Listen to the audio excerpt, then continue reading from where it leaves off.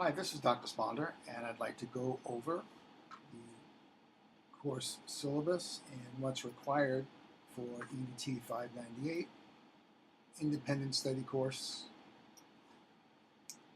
You know all the basics, how to contact me and don't call, obviously. The Moodle we're using is the CCSU test Moodle. I will send that link separately to you in this email so that you can get on it without having to open the syllabus, but I'll send the syllabus with it as well. Remember, you have to join the Moodle first, use your CCSU ID, and then register for the course, which is a self-register and there's no password. Okay? Graduate level course, you'll have a chance to go through this on your own. I'll point out the highlights. All the readings will be available online. You'll have to join the CCSU library to do some research, or you can use Google, but you'll probably be better off if you do search the CCSU library. Everything will be submitted through the Moodle, and you'll be doing all sorts of interesting stuff, mostly reading and writing and looking at studies and evaluating them. There are 2 reflective essays here, which basically, beginning of the course, you write about what you don't know about research or what you do know about research. And at the end of the course, you'll write about what you've learned. So the details are here and also on the Moodle. There'll be some forum activities each week that you'll fill out. I'll demonstrate those when we go to the Moodle. You'll be doing an inquiry plan. That means you'll find a research study that's already been done in an area that you're interested in, and you'll adapt that to your own classroom. If you're not teaching, you can adapt that to a situation where you might be teaching or even someone else's class. If you're substitute teaching, you can also do it that way. Basically, you're just going to look at a study that really looks good to you and then use that as your model. So you write that up pretty much the way the other study is written up. If you're not teaching, there's some other details, and we can talk about that if you really don't have anything. Research summary. This is probably the major project.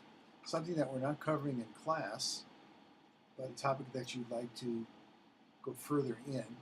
You'll be able to look for some research studies and write a summary for 3 or 4 issues in that area.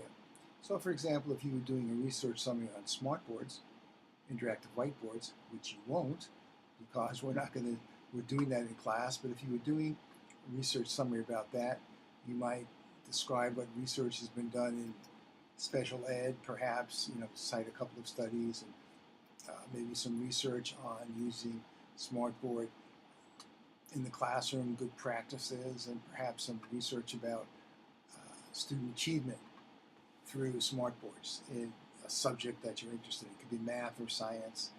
But the idea is to just come up with a general summary, go deeper into the research to find out more information about a topic that you are interested in. All work is due by December 5th. If you need extra time, you've got a late pass, you can have an extra couple of weeks. And if that's a problem, we can talk about other arrangements. Grading, independent study, practical hands-on, no face-to-face meetings. I have 5 sections. I'll go over those sections in just a brief minute. And here's the CCSU library. There's an iOS app available for your smartphone, for your iPad. And if you haven't used the CCSU library, there are really a lot of tutorials. You can get research studies, find them easily here. So you shouldn't have a problem with that. But if you are having a problem, I will post a tutorial. If you've done it before, I think I have a tutorial up. If not, let me know and I'll post one. Same stuff with typography. Don't use all capitals. Underlining without a hyperlinking is definitely no. And here are rubrics, guidelines.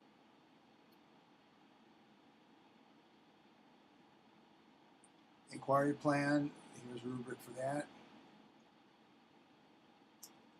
And the research summary, basically there's a template and you will go deeper into a subject, an educational technology subject that you don't cover but is of interest to you.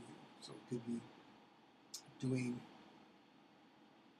data collection using technology, or perhaps classroom management with educational technologies, or whatever. Lots of different choices. And here is just an outline of the topics. Everything that you are going to be doing is really outlined and detailed in the server Moodle, so you'll be able to see it.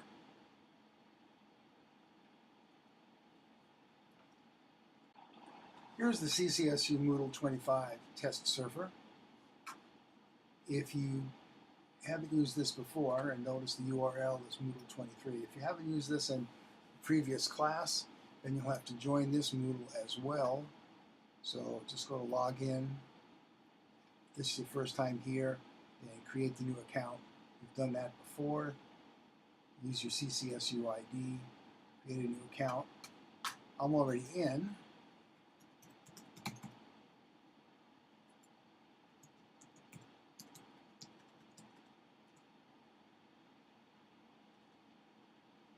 And if you look at the course categories, there's Fall 2013.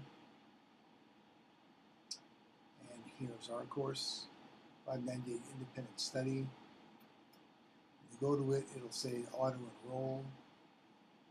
You'll be able to enroll yourself. And each of the sections is linked here, so when you come back, you can hit right to the section if you want to. And basically, we have some general readings and links and resources.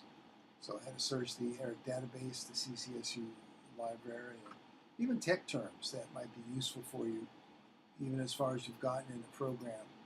There's still some things you can pick up. So there are internet terms and hardware terms, software terms. It's a good way to fill in some of the blanks that you may have in your technology background. So you'll start with section 1. And there's an agenda. You'll see, look at the syllabus, join the library, read about research, and so on. And then the subjects that you'll be looking at are web quests and the projects. So look at, I can just show you here. Basically, you're going to read about the types of research, comparison of research, how to read a study article, and the amazing Hawthorne effect. You might want to read about that, because it's a caution about research in terms of sometimes when people do anything, it makes a difference, but not over the long term. But it's interesting. It's one of the research components that everyone learns about. So sometimes just by changing what you're doing, you get a positive result. It's called the Hawthorne effect, named after Hawthorne, New York, where they first tried a whole bunch of different things, and surprisingly everything worked. And they realized it's just because they tried different things. The first reflective essay would go here. You'll write that up at the beginning of the independent study course, write a reflective essay, and then you'll upload the file, and I'll be able to see it. So you'll get graded from that. And web quests, there's some interesting information about web quests. What is a web quest? Bernie Dodge tells you about them. Example, first grade example of using a web quest. The impact of web quests. Then there's some research work here. ProQuest, interactive research tutorial. Go ahead and try that. And there's a form where you'll be answering questions. The inquiry plan outline is also there, and you can start thinking about your inquiry plan. And the outline is up here. And it's not August 8th, that's December.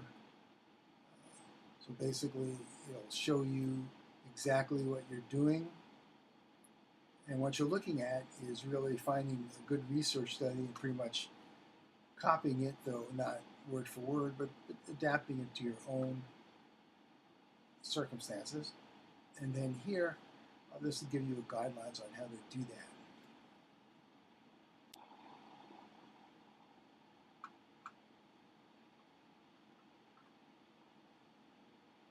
Okay, there's project work. Actually, I'm going to move the inquiry plan outline down here to project work. Well, I did. But there's a research study about the impact of web quests and so on, so you'll go ahead and read that. And so this week's about web quests. There's a forum where you'll do some activities, reading the information about it, discuss your thoughts about using web quests and so on. Look for web quests online that might be useful.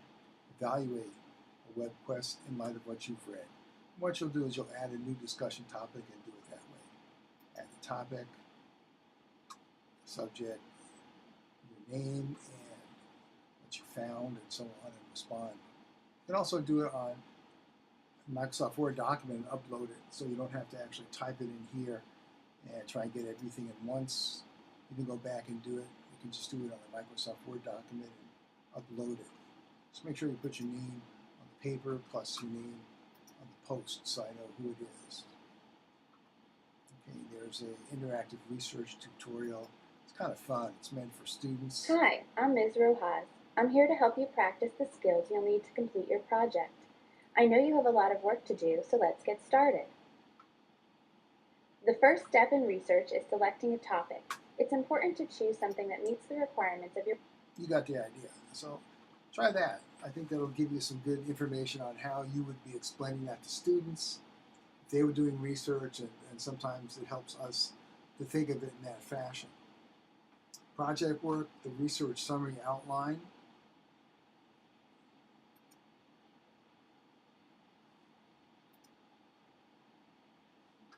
And this will tell you about what your research summary, how that will look. Pretty good. People have done very well on this before. So it's not August 8th, it's December 5th. I just haven't changed that, but you know, it's at the end of the course. Okay. Then for section 2, there's a agenda again. It's short. So we have action research. What is action research? And there's a form for action research. There's a slideshow about it. And then look at slide 39 and answer the questions there in the form. So if you go to slide 39, you'll see that there are ideas, and fill in the blanks where you would actually fill it in to help you guide your research study questions. Would you like to improve? What perplexes you? What are you curious to learn? So on and so forth. So think about what you might use for that inquiry plan, for that action research, and then maybe answer these to help point you in the right direction for looking for a study that you could end up copying or using as a model. You would then add a new discussion topic. There's your discussion topic here, saying you would go ahead and put your name and then respond as directed.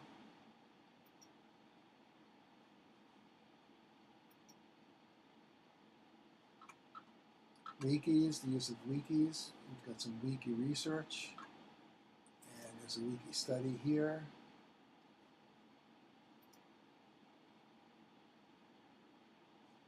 The use of wikis in K through 12 and higher education.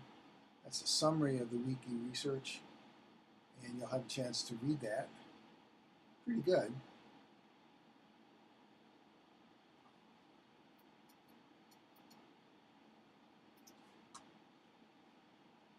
Okay.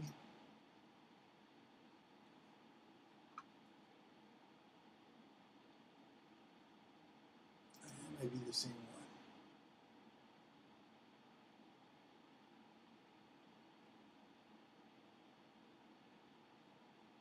That may be the same one. If it is, I'll just get rid of one. Then there's a forum.